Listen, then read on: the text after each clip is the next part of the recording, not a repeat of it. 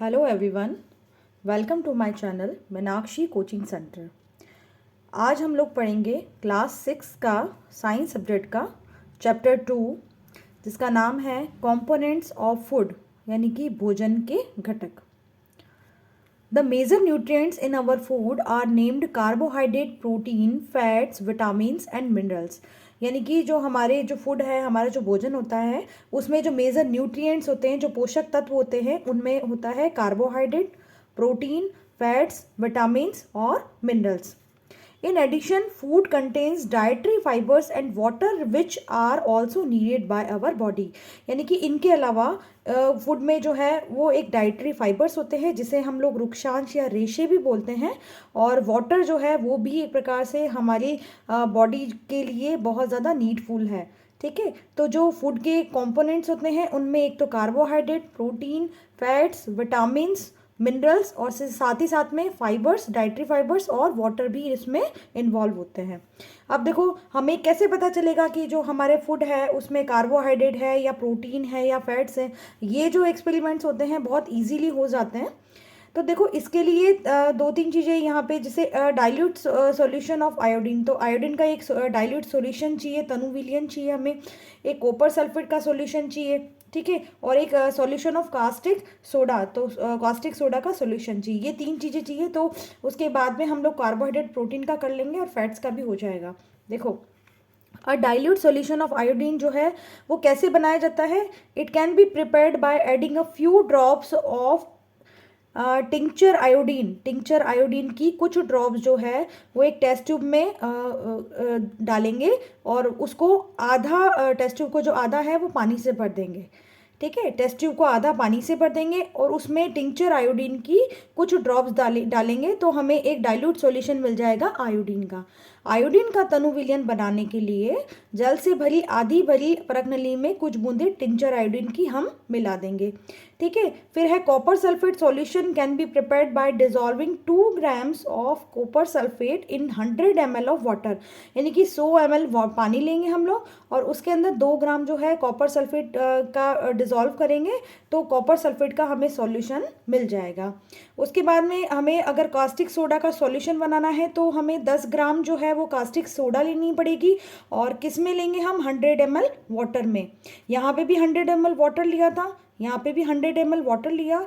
इसमें caustic soda बनाने के लिए हमने 10 ग्राम कास्टिक सोडा लिया, और यहाँ कॉपर सल्फेट के विलयन के लिए हमने 2 ग्राम कॉपर सल्फेट लिया।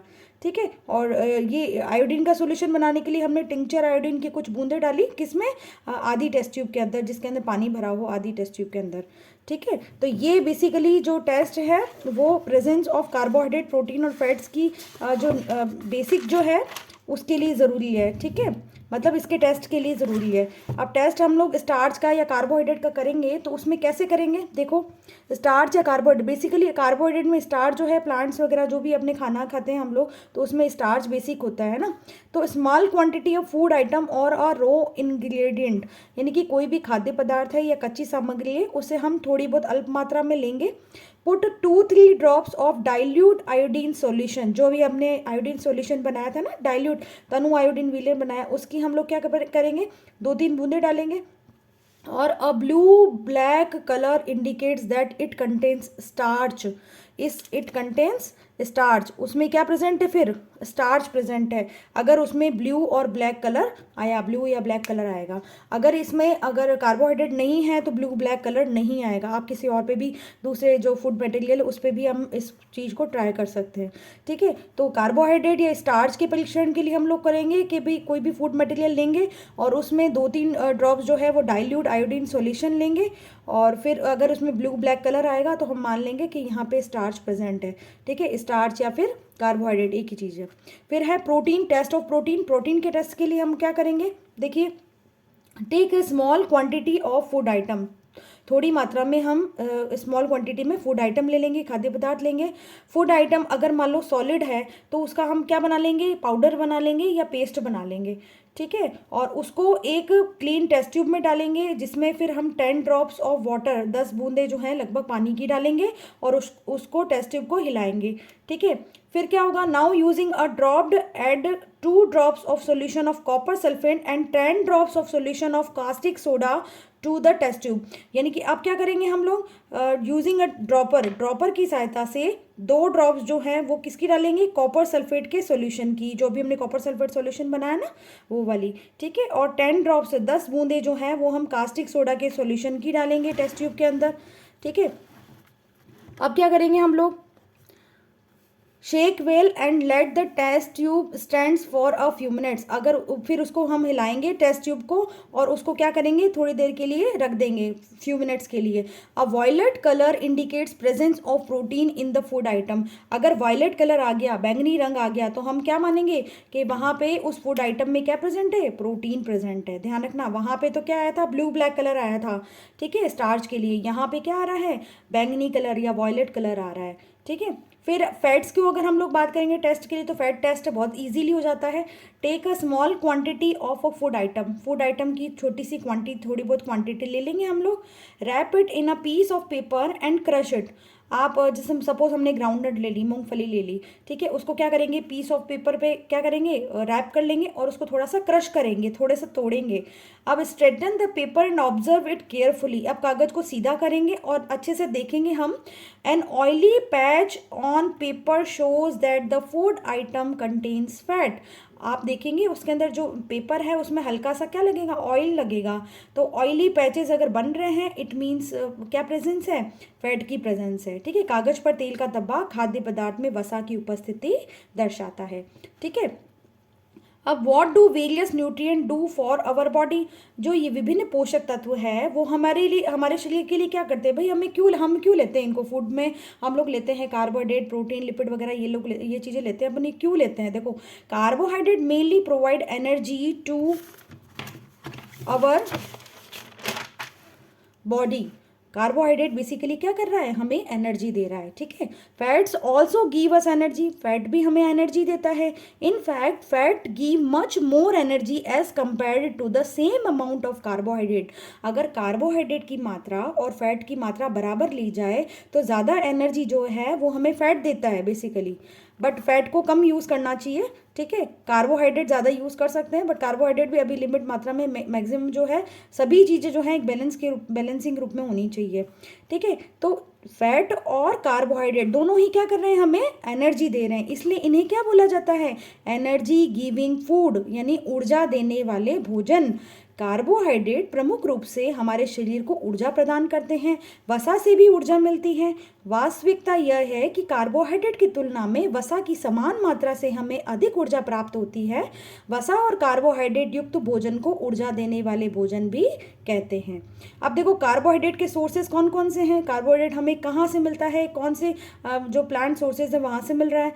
वीट है, गेहूँ, राइस चावल, बाजरा, मेज़ मक्का, मैंगो आम, पटेटो आलू, शुगर केन गन्ना, और पपाया यानी पपीता, और मेलन यानी तरबूज। तो इन सब से जो है, और भी है, इन सब से क्या मिल रहा है, हमें कार्बोहाइड्रेट मिल रहा है। अब फैट किससे मिल रहा है, फैट जो है हमें प्लांट सोर्सेज से और एनिमल सोर्सेज से, दोनों से मिलता है।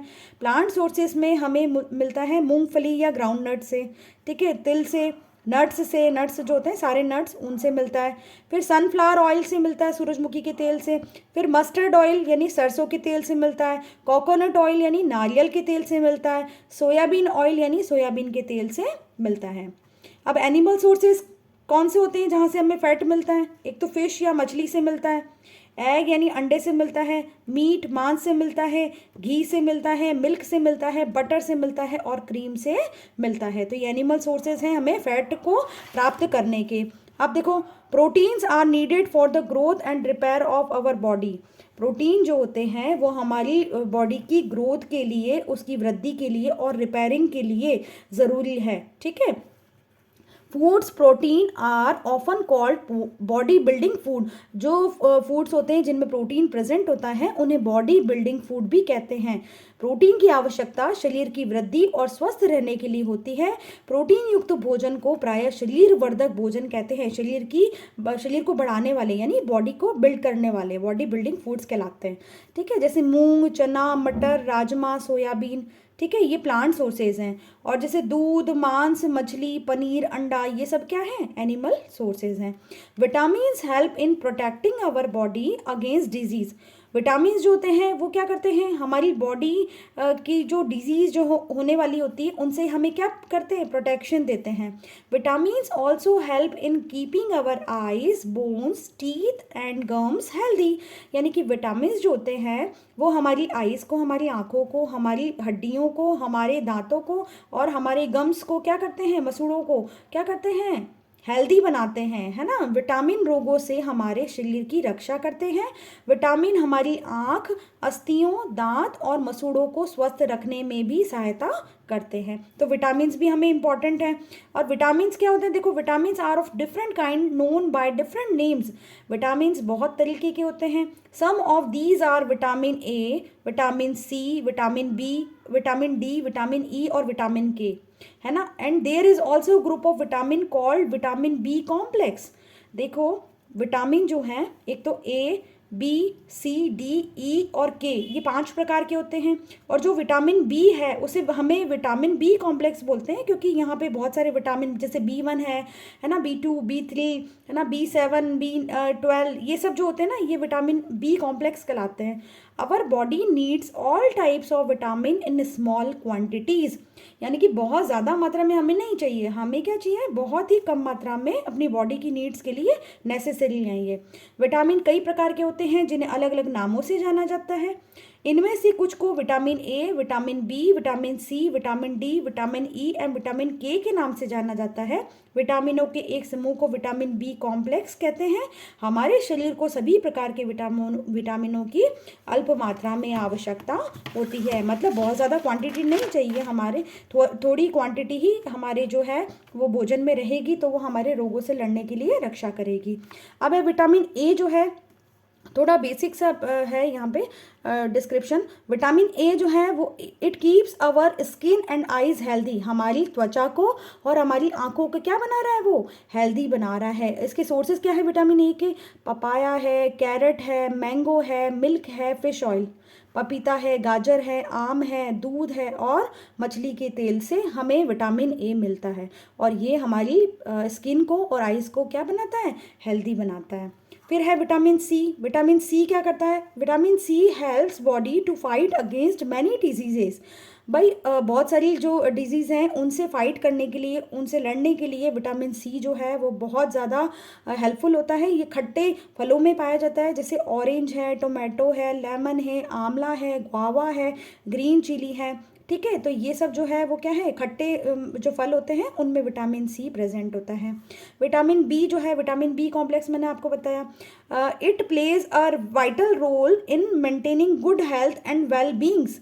यानी कि हमारी हेल्थ को बनाए रखने के लिए बहुत ज़्यादा ये विटामिन बी ज़रूरी है। As the building blocks of a healthy body, B vitamins have a direct impact on your energy levels, brain functions and cell metabolism. यानी कि आपकी एनर्जी लेवल को भी ये विटामिन बी इफेक्ट करता है। अगर विटामिन बी की जो अगर कमी रह गई विटामिन बी कॉम्प्लेक्स की, तो क्या होगा? हमारी एनर्जी लेवल डाउन रहेगी, ब्रेन का फंक्शन ढंग से नहीं होगा, हमारे सेल की जो मेटाबॉलिज्म प्रोसेस है, उपापचय की जो क्रियाएं हैं वो भी क्या होगी? ढंग से नहीं होगी। विटामिन बी कॉम्प्लेक्स में help prevent infections and help support और promote cell health growth of RBC. Vitamin B complex जो होते हैं वो हमारे इन्फेक्शन से हमें बचाते हैं और क्या करते हैं? हमारी सेल की जो हेल्थ है उसे बढ़ाते हैं। और आरबीसी जो है, रेड ब्लड सेल्स, लाल रक्त कणिकाओं की ग्रोथ के लिए भी जिम्मेदार होते हैं।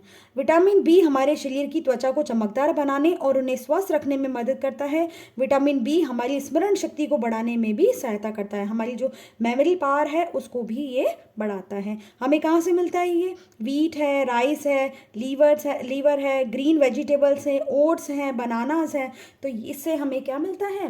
विटामिन बी मिलता है। ठीक है, फिर है विटामिन डी। विटामिन डी वैसे तो हमें कहाँ से मिलता है, सनलाइट से मिलता है ना, सूरज की रोशनी से। कहते हैं ना कि विटामिन डी जो अगर लेना है तो उगते सूरज के दर्शन करने चाहिए, वहाँ थोड़ी देर विश्राम करना चाहिए ताकि विटामिन जो डी जो है वो हमें मिल पाए। ठीक है। Vitamin D helps our body to use calcium for bones and teeth. ये जो है विटामिन डी क्या करता है, to use calcium for bones, और बोन्स और टीथ के लिए क्या है देता है, कैल्शियम का उपयोग करता है। विटामिन डी हमारी अस्थियों और दांतों के लिए कैल्शियम का उपयोग करने में हमारे शरीर की क्या करता है, हेल्प करता है। इनके क्या सोर्सेज हैं, मिल्क है, मिल्क तो लगभग सभी में होता है बट विटामिन सी नहीं होता है मिल्क में, ध्यान रखना।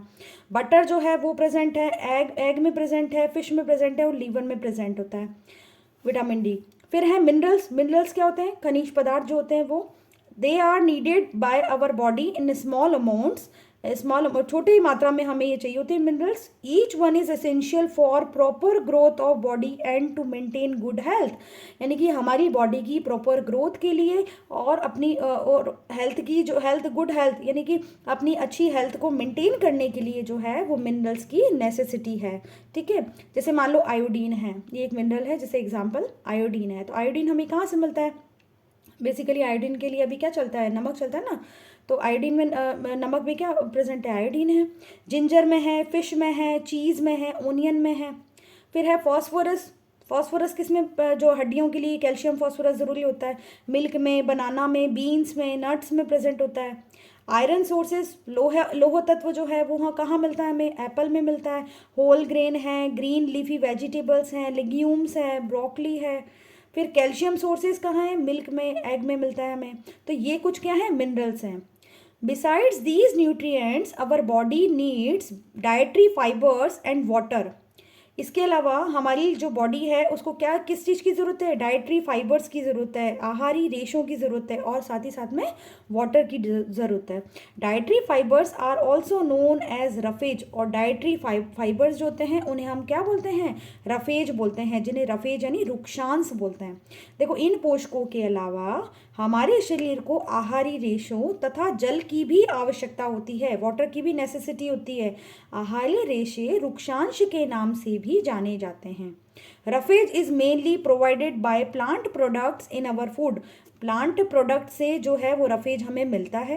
होल ग्रेन एंड पल्सेस, किससे, होल ग्रेन से, पल्सेस से दालों से, पटेटो से, फ्रेश फ्रूट से, वेजिटेबल से, they are the main sources of roughage.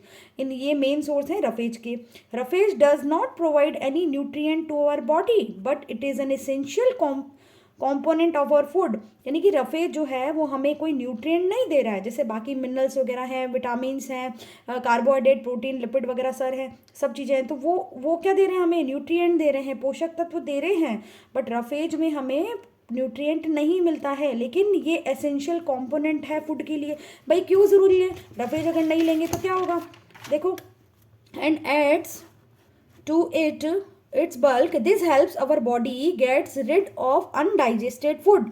यानी कि हमारी ये क्या हमारी हेल्प करता है, ये जो अपचित भोजन है, अनडाइजेस्टेड फूड है, उसको बाहर निकालने में हमारी क्या करता है, हेल्प करता है। अगर वो नहीं निकलेगा तो प्रॉब्लम आएगी ना, अनडाइजेस्टेड फूड। ठीक है। तो अनडाइजेस्टेड फूड को निकालने के लिए रफेज इंपॉर्टेंट है, जो कि वेजिटेबल्स वगैरह, सीरियल्स वगैरह है, दालें हैं, उन सब में प्रेजेंट होता है। वाटर, अब वाटर किस लिए ज़रूरी है, water helps our body to absorb nutrients from food. भाई भोजन जो हमने लिया है उसमें से जो न्यूट्रिएंट्स है उसको एब्जॉर्ब कैसे करेंगे हम, वाटर को लेकर के। It also help in throwing out some waste from body as urine and sweat. यानी कि यूरिन के थ्रू बाहर निकलता है ये पानी, और साथ ही साथ में स्वेट, पसीने के थ्रू ये जो है पानी वो बाहर की ओर आता है। Normally we get most of the water that our body needs from the liquid we drink such as water, milk और टी। बेसिकली जो इसकी अगर पूर्ति है वाटर की, तो वो हम कहाँ से करते हैं, नॉर्मली हम लोग वाटर पी लेते हैं या मिल्क वगैरह लेते हैं या टी वगैरह लेते हैं, ये इनसे हमें वाटर मिल जाता है। In addition we add water to most cooked food. हम जितना भी खाना बनाते हैं उनमें सब में भी पानी का यूज़ करते हैं ना, तो वो पानी भी हमें मिल जाता है। Many food materials like tomato, lemon etcetera themselves contain water. और कई जो फूड मटेरियल है जैसे टोमेटो है, लेमन है, इन सब में क्या प्रेजेंट होता है, जैसे मान लो वाटरमेलन है, इसमें भी क्या प्रेजेंट है, वाटर है ना, तो वाटर की पूर्ति हम लोग इसे कर सकते हैं। ठीक है, तो वाटर क्या क्या काम कर रहा है हमें, it helps our body to absorb nutrient from food, food से जो है वो न्यूट्रिएंट को एब्जॉर्ब करने का काम कर रहा है। अब देखो ये है बैलेंस डाइट यानी संतुलित आहार, बैलेंस डाइट। बैलेंस डाइट कब होगी, जब हम फ्रूट्स और वेजिटेबल भी सीमित मात्रा में लेंगे। ठीक है, जिस जो ज़रूरत है वो लेंगे, है ना, जैसे ब्रोकली है और एप्पल वगैरह है, वाटरमेलन, ये सब हैं। ठीक है, ग्रेन्स वगैरह हैं, दालें, ग्रेन्स जो है दालें वगैरह हैं, या कोई जैसे गेहूं वगैरह है या कोई मक्का वगैरह है, ये ग्रेन्स से दाने हैं।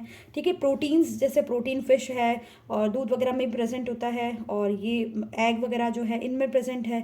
फैट्स जो है वो आइसक्रीम वगैरह, ये जो कुछ चीज़ें हैं वो फैट्स प्रेजेंट है, जैसे घी वगैरह होता है वो भी फैट में आता है। डेयरी प्रोडक्ट्स में आपके क्या आ गया, दही वगैरह आ गया है, या कोई चीज़ बटर वगैरह, ये सब चीज़ें आती है। तो ये सभी जो है अगर एक संतुलित मात्रा में लेंगे हम, ठीक है, कार्बोहाइड्रेट, प्रोटीन, लिपिड वगैरह और मिनरल्स हैं और सारे विटामिन्स हैं, रफेज है, वाटर है, ये सब अगर मान लो हम लोग क्या कर रहे हैं, बहुत एक बैलेंस्ड रूप में ले रहे हैं, तो इसे ही हम लोग क्या बोलेंगे, बैलेंस्ड डाइट या संतुलित आहार बोलेंगे। देखो, for growth and maintenance of good health, our diet should have all the nutrients that our body needs in right quantities। भाई सब होने तो चाहिए, बट क्वांटिटी क्या होनी चाहिए, राइट होनी चाहिए। सही क्वांटिटी में, सही मात्रा में अगर इनका उपयोग करेंगे तभी वो बॉडी के लिए हेल्पफुल होगा। Not too much of one and not too much of one and not too little of the other. बहुत ज़्यादा नहीं होना चाहिए और बहुत कम भी नहीं होना चाहिए। The diet should also contain a good amount of roughage and water. और डाइट के अंदर हमें प्रॉपर रफेज और वाटर जो है वो भी सीमित मात्रा में होना चाहिए। Such a diet is called balance diet. और ऐसी डाइट को हम लोग क्या बोलते हैं, बैलेंस डाइट। ठीक है, तो यानी कि हमारे शरीर की वृद्धि और अच्छे स्वास्थ्य को बनाए रखने के लिए हमारे आहार में वे सभी पोषक तत्व उचित मात्रा में होने चाहिए जिनकी हमारे शरीर को आवश्यकता है। कोई भी पोषक तत्व न आवश्यकता से अधिक हो और न ही कम। हमारे आहार में पर्याप्त मात्रा में रुक्षांश तथा जल भी होने चाहिए। इस प्रकार के आहार को ही क्या कहा जाता है, संतुलित आहार या balance diet. Eating the right kind of food is not enough, it should also be cooked properly so that its nutrients are not lost। यानी कि केवल खाना ही प्रॉपर इनफ मात्रा में खाना ही सही नहीं है, उसको सही तरीके से कुक करना भी इम्पॉर्टेंट है, सही तरीके से बनाना भी इम्पॉर्टेंट है। बहुत ज़्यादा आंच लगेगी तो भी प्रॉब्लम है, उसके पोषक तत्व नष्ट हो जाते हैं। हम सही ढंग से सब्जियों को धोते नहीं हैं तो भी पोषक तत्व जो है उसमें बाहर निकल जाते हैं। ठीक है, और या अगर सब्जी को किसी को काट करके हम लोग धो लेते हैं तो भी क्या है, विटामिन बी और सी जो है वो निकल जाते हैं। ठीक है, तो विटामिन सी जो है gets easily destroyed by heat during cooking. जब आप कुक करते हैं, जब खाना पकाते हैं, उसमें विटामिन सी जो है वो आसानी से जो है वो अगर जब आपको हीट देते हो, उसे गर्मी देते हो, तो वो क्या हो जाता है, नष्ट हो जाता है। तभी तो हम लोग अधिकतर जब लोग खाना बनाते हैं तो जैसे मान लो हम लोगों को लेमन यूज़ करना है, नींबू का यूज़ करना है, तो क्या करेंगे, गैस को बंद कर देंगे और उसके बाद में लेमन का यूज़ करते हैं। क्यों, क्योंकि उसमें क्या प्रेजेंट है, विटामिन सी प्रेजेंट है। और अगर आँच में ही डायरेक्टली आपने बीच में ही विटामिन सी डाल दिया तो वो क्या होगा, वो नष्ट हो जाएगा। Obesity is caused when we eat too much of fat rich foods। अगर बहुत ज़्यादा फैट रिच फूड्स जो है वो अगर हम यूज़ करते हैं तो हमें क्या हो जाएगा, मोटापा हो जाएगा, ओबेसिटी हो जाएगी। ठीक है, अच्छा ये तो ओबेसिटी हो जाएगी ज़्यादा खाने से, और अगर कम खाएंगे तो डेफिशिएंसी होगी कि नहीं होगी, deficiency disease that occur due to lack of nutrients over long period are called deficiency disease. यानी कि वे रोग जो लंबी अवधि तक पोषकों के अभाव के कारण होते हैं। यानी न्यूट्रिएंट्स अगर आपको लंबे समय तक नहीं मिले, कोई पोषक तत्व वाला खाना आपको नहीं मिले, या आप जो अदर चीज़ें खा लें बट उसमें पोषक तत्व नहीं है, अगर इस तरीके लगातार चीज़ें चलती रहेगी तो क्या होगा, आप में डिफिशियंसी हो जाएगी, आपकी कमी हो जाएगी, और कमी से बहुत सारी डिजीज़ हो जाती है। ठीक है, if a person if a person does not get enough protein in his food for a long time, अगर किसी व्यक्ति को बहुत ज़्यादा अच्छी सही मात्रा में प्रोटीन नहीं मिलता है काफ़ी लंबे समय तक, he is likely to have stunt growth, swelling, stunt growth मतलब उसका जो उसकी ग्रोथ है वो रुक जाएगी, ठीक है, स्वेलिंग ऑफ फेस पे सूजन आ जाएगी, चेहरे पे सूजन आ जाएगी, डिसकॉलरेशन ऑफ हेयर, बालों का जो रंग है वो उड़ जाएगा, और स्किन डिजीज, उसकी त्वचा की बीमारियां आ जाएगी, और डायरिया हो जाएगा, उससे पेचिश हो जाएगा, ठीक है। तो ये सारी जो है वो क्या है, अगर प्रोटीन सही मात्रा में लंबे समय तक नहीं मिलता है तो ये प्रॉब्लम्स आती हैं। और अगर उसको कार्बोहाइड्रेट की और प्रोटीन की दोनों की कमी हो जाए तो, if the diet is deficient in both carbohydrates and proteins for a long period of time, the growth may stop completely, उसकी ग्रोथ व्यक्ति की क्या हो जाएगी, रुक जाएगी। such a person becomes very lean and thin, बहुत दुबला पतला हो जाएगा, and so weak, बहुत कमजोर हो जाएगा, that he may not even be able to move, बहुत चलने फिरने में भी क्या होगा, वो असमर्थ हो जाएगा, इतना पतला दुबला हो जाएगा। और क्यों, क्योंकि उसमें क्या किसी चीज़ की डेफिशिएंसी हो गई है, कार्बोहाइड्रेट की और प्रोटीन की, ठीक है। All deficiency disease can be prevented by taking a balance diet, तो इन सब से बचने के लिए हमें, जो डेफिशिएंसी डिजीज़ होती है उन सब से बचने के लिए हमें क्या करना चाहिए, हमें अपना आहार लेना चाहिए, कौन सा, संतुलित आहार, बैलेंस डाइट, जिसमें कार्बोहाइड्रेट, प्रोटीन, लिक्विड, अपने जो मिनरल्स होते हैं, विटामिन्स होते हैं, रफेज होता है और वाटर है, वो सभी जो है एक बैलेंस फॉर्म में हो, एक सही मात्रा में हो, तब जाके क्या हो, वो बैलेंस डाइट हो। और बैलेंस डाइट अगर रेगुलर लेता है तो उसे कोई भी प्रॉब्लम्स नहीं आती है, कोई बीमारी नहीं लगती है, ठीक है, और उसका इम्यून सिस्टम जो है वो भी स्ट्रॉन्ग हो जाता है, ठीक है। अब देखो आपकी बुक में ही कुछ डिजीज़ दे रखी है, कुछ डिसऑर्डर दे रखे हैं, अगर विटामिन और मिनरल की कमी हो जाए तो, जैसे यहाँ पे है विटामिन ए की, अगर विटामिन ए जो है उसकी कमी हो गई तो क्या प्रॉब्लम आएगी, लॉस ऑफ विजन, यानी कि आपकी जो दृष्टि है वो थोड़ी कमज़ोर हो जाएगी, लॉस ऑफ विजन, और विजन जो देखने की शक्ति है वो भी कम हो सकती है, घट सकती है, क्षीणता, दृष्टिहीनता, ठीक है। सिम्टम क्या नज़र आते हैं उसमें, पुअर विजन, कमज़ोर दृष्टि, भाई आपने अगर विटामिन ए की आप में कमी है तो आपकी जो दृष्टि है, आपकी विजन है वो क्या हो जाएगा, कमज़ोर हो जाएगा। Loss of vision in darkness, अंधेरे में आपको कम दिखाई देगा, हालांकि अंधेरे में तो नहीं दिखाई देता ज़्यादा, बट फिर भी जनरली कम दिखाई देगा। Sometimes complete loss of vision, कई बार क्या होता है पूरा धुंधलापन दिखाई दे जाता है, या दिखाई देना ही बंद हो जाता है, किसकी कमी से, विटामिन ए की कमी से। और किससे हमें मिलेगा ये, जैसे पपाया है, कैरेट वगैरह है, इनसे मिल जाता है। Vitamin B1, vitamin B complex पूरा एक वो होता है, B1, B2, B3, B5, B7, B9, B12, ये सब होते हैं, ठीक है। विटामिन B1 जो होता है उसकी कमी से हमें क्या रोग हो जाता है, बेरिल रोग हो जाता है, बी से याद रखना, बी से बेरिल बी है ना। Weak muscles and very little energy to work, हमारे जो मसल्स हैं, हमारी जो पेशियां हैं वो क्या हो जाएगी, वीक हो जाएगी, कमज़ोर हो जाएगी, और हमें काम करने की शक्ति ही नहीं रहेगी। Very little energy to work, हमें काम करने की ऊर्जा में भी कमी आ जाएगी इस बेरी रोग में, विटामिन B1 की कमी से होता है ये। फिर विटामिन सी स्कर्वी, ठीक है, स्कर्वी हो जाता है रोग। और इसमें क्या होते हैं, देखो ब्लीडिंग गम्स, मसूड़ों से खून निकलना, कई बार आपने देखा होगा, आप ब्रश कर रहे हैं या कोई खा रहे हैं कुछ, जैसे एप्पल वगैरह खाई है और कुछ फ्रूट्स वगैरह खाए, तो उसमें क्या अचानक से आपके मसूड़ों से खून निकल जाता है, तो विटामिन सी की कमी से होता है। Wounds take longer time to heal, घाव बढ़ने में अधिक समय का लगना, ये भी विटामिन सी की कमी से होता है। फिर विटामिन डी जो है वो उसके कमी से कौन सा रोग होता है, rickets. Bones become soft and bent, अस्थियां जो है वो आपकी मुलायम हो जाएगी और मुड़ जाएगी, मतलब विटामिन डी जो है वो प्रॉपर किससे लिंक है, बोन से रिलेटेड है, अस्थियों से रिलेटेड है, और रिकेट्स जो है वो रोग हो जाता है। फिर कैल्शियम की कमी से क्या होगा, बोन एंड टूथ डिके, यानी जो आपकी अस्थियां हैं और आपके जो दांत हैं, है ना, उनका क्या हो जाएगा, क्षय हो जाएगा, वो कमज़ोर हो जाएंगे, ठीक है। वीक बोन्स, टूथ डिके, यानी कि आपकी अस्थियां जो है वो कमज़ोर हो जाएगी और आपके दंत का क्षय हो जाएगा, दांत जो है वो उनको नुकसान होगा, ठीक है। फिर है आयोडीन जो है उसकी कमी से गॉइटर रोग हो जाता है, गॉइटर रोग जो है गले का रोग होता है। Glands in the neck appear swollen, जो गर्दन की जो ग्रंथि है वो फूल जाती है, गला जो है वो फूला हुआ सा नज़र आता है। And mental disability in children, और जो बच्चे जो होते हैं उनमें क्या होती है, मानसिक विकलांगता, मेंटल डिसएबिलिटी हो जाती है, उनके सोचने समझने की शक्ति कम हो जाती है, मेंटल जो उनकी पावर होती है वो भी कम हो जाती है। ठीक है, तो ये आयोडीन की कमी से होता है। और लास्ट है आपका यहाँ पे आयरन। आयरन यानी लोह तत्व की कमी से हमें क्या हो जाता है, एनीमिया हो जाता है। जैसे खून की कमी बोलते हैं ना हम लोग, वो आयरन की कमी है, बेसिकली आयरन है जिसकी कमी से एनीमिया या अरक्तता हो जाता है। और इसकी कमी से क्या होती है, हमें कमजोरी आने लगती है, वीकनेस आने लगती है। तो ये सब जो है वो vitamin A, B, C, D और कैल्शियम, आयोडीन और आयरन की कमी से होने वाले रोग हैं जो आपके इस चैप्टर में दे रखे हैं। ठीक है, तो आज ये चैप्टर अभी ख़त्म होता है। और आपको कैसा लगा ये चैप्टर ज़रूर बताइएगा, शेयर कीजिएगा, और मेरे चैनल को लाइक, सब्सक्राइब और शेयर ज़रूर कीजिएगा।